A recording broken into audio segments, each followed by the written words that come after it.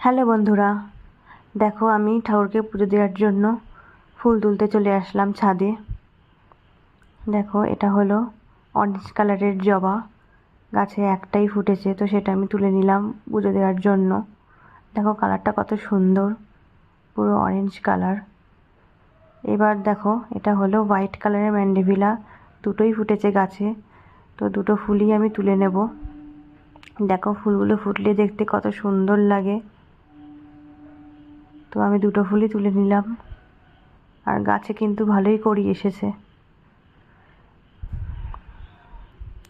এবার দেখো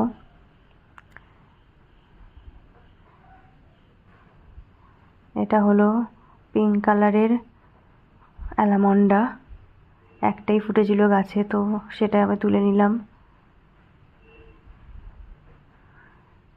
আর গাছটায় ভালোই কড়ি